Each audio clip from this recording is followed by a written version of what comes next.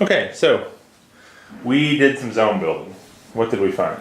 So we made these representations, and then they actually seem to fit the numbers they corresponded to. Okay, show me. Which one do you want to start with? So here's the natural numbers, I guess.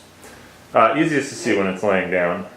So where are the numbers? What? We used the zone balls as the numbers. Okay, so where is 1? So let's say this is gonna be 1 here. Okay, and where's 2? Here's 2, All right. then 3, Okay, 4, 5. got it. All right. Interesting. So next one that will come next is the triangular numbers. Okay. So this is the triangle with 1, Yeah. and then this length 1 triangle has 3, length 2 has 6. Show me the 6. So 1, 2, 3, 4, 5, 6. Okay, That's good. all of them. All right. And then the length 3 is 1, 2, 3, 4, 5, 6, 7, 8, 9, 10. Cool. And length 4 adds 1, 2, 3, 4, 5 more. That's 15. Nice. Okay, that's pretty And neat. then this one here is the square numbers. Okay. So I guess I got to move the camera over to see that a little bit. Okay, go ahead. So 1 squared is 1, Uh-huh. and then 2 squared is 4, All right. and then 3 squared is 9, Yeah. and then 4 squared that's 16, and then 5 squared is 25. How do I see these as the sum of the odd integers? Like, where's 1 plus 3 plus 5?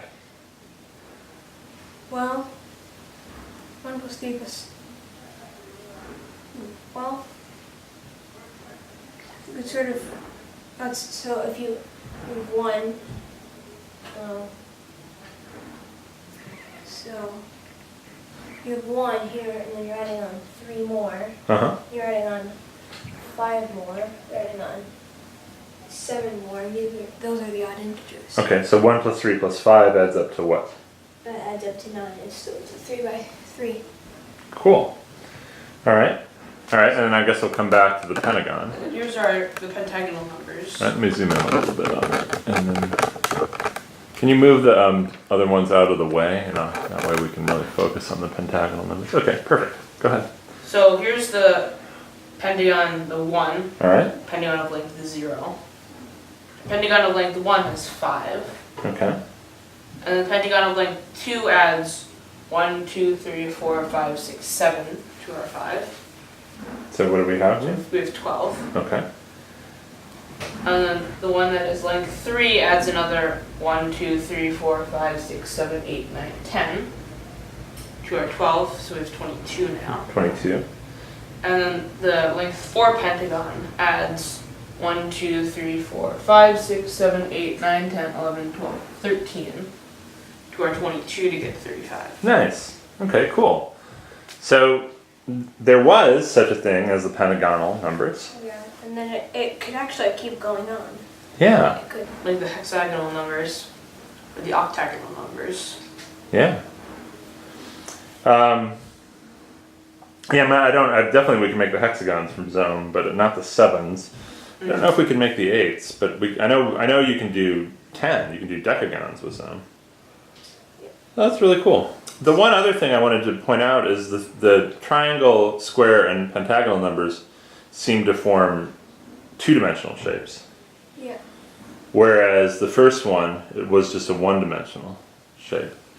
Well, And you can see from the first one, which was just 1, 2, 3, 4, 5, the formula for that is n. Yeah. The nth one, it has n.